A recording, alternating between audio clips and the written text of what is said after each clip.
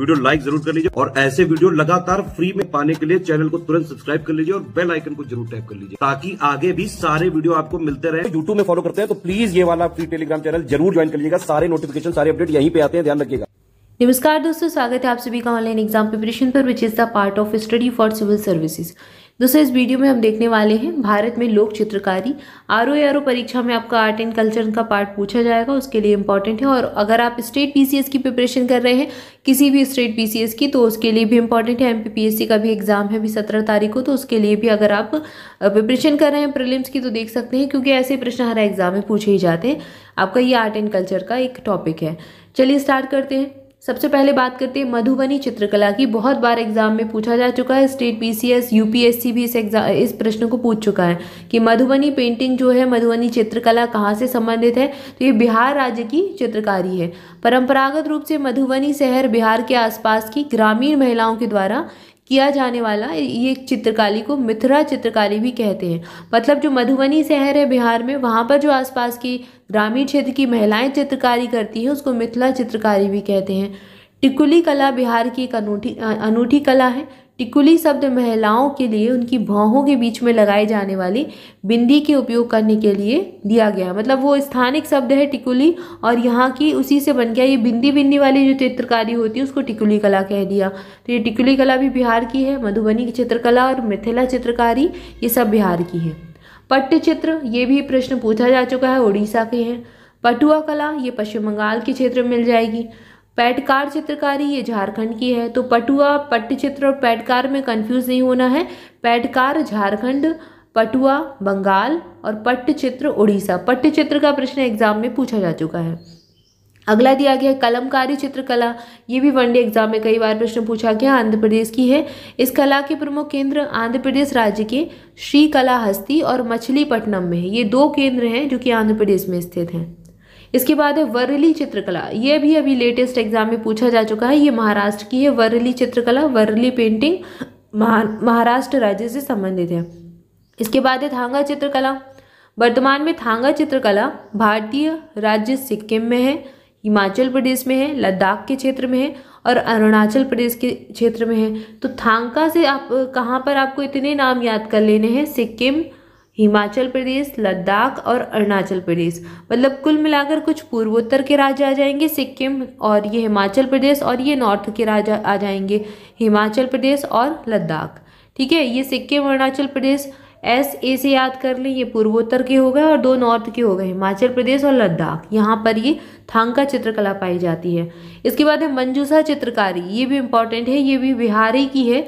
मंजूषा मधुबनी दोनों ही बिहार की है, मिथिला भी यहीं की है। कला का यह रूप बिहार के भागलपुर क्षेत्र से संबंधित है। इसे अंगिका कला भी कहते हैं, और जहां अंग का संदर्भ एक महाजनपद से है। हर महाजनपद की एक, जैसे कि अंग है, चंपा है, ये महाजनपद है। एक 16 महाजनपद हुए हैं जिसमें अंग की राजधानी चंपा ये आपको मिलते हैं। 16 की 16 आपने हिस्ट्री में पढ़े ही होंगे। तो एक जो महाजनपद है अंग, उसका संदर्भ यहाँ पर लिया गया है। इसमें सर्प का रूपांकन सदैव विद्यमान रहता है।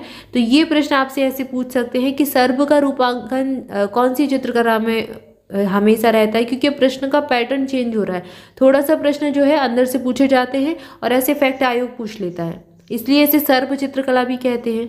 इस चित्रकला को मुख्यतः जूट और कागज के डिब्बों पर निर्मित किया जाता है। तो ये इसकी विशेषताएं हो गई।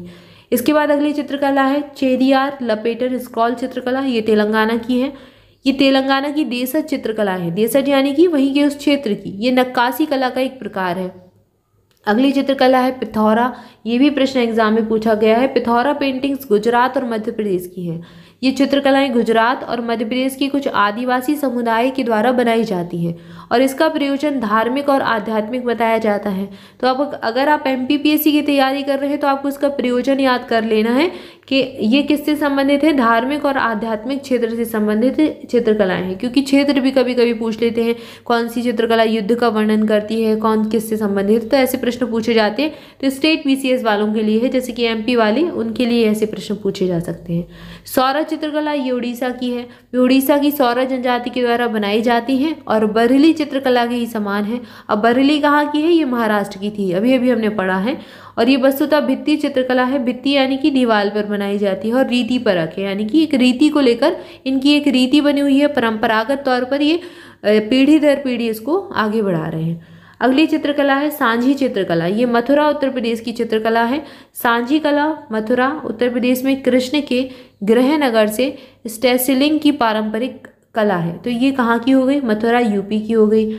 इसके बाद फड़ चित्रकला, ये प्रश्न भी अभी एग्जाम में पूछा गया था, राजस्थान की है। ये रेलवे वाले भी पूछ चुके हैं।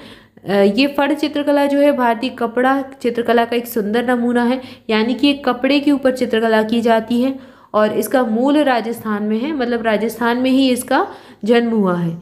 फाड़ चित्रकला जो है या फिर फड़ चित्रकला शैली की धार्मिक लोक चित्रकला है जो राजस्थान में प्रचलित है। तो ये राजस्थान की हो गई। ठीक है, तो यहाँ पर हमने भारत के विभिन्न राज्यों की चित्रकलाओं को देखा, पेंटिंग्स को देखा, लोक चित्रकारी जिसको कहा जाता है। इंपॉर्टेंट टॉपिक था, हर एग्जाम में ये प्रश्न पूछे ही जाते हैं। तो आई होप जानकारी अच्छी लगी होगी। वीडियो अच्छा लगा है तो जल्दी से लाइक कर दें, और हमारे पेड बैचेस से जुड़ने के लिए नंबर्स पर कॉल करके इन्फॉर्मेशन ले सकते हैं।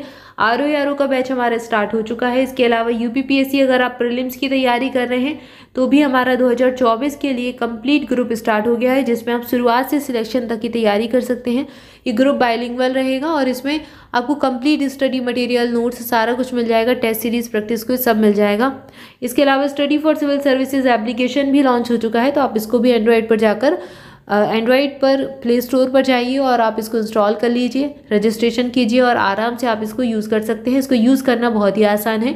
एप्लीकेशन पर आपको कई सारी चीज़ें मिल जाएंगी। हर एग्जाम के रिगार्डिंग आपके लिए नए नए इनिशिएटिव यहाँ पर लाए जा रहे हैं। जैसे आपको करंट अफेयर की PDF यहाँ पर मिल जाएगी, और आप इंडिविजुअली भी कुछ हमारा अगर पढ़ना चाहते हैं स्टडी फॉर सिविल सर्विसेज का, तो वो आपको यहाँ पर अवेलेबल होगा।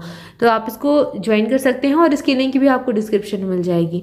आज की वीडियो में इतना ही, मिलेंगे नेक्स्ट वीडियो में नेक्स्ट टॉपिक के साथ। Thank you for watching this video. स्वस्थ रहें, मस्त रहें, मुस्कुराते रहें, पढ़ाई करते रहें। Thank you so much.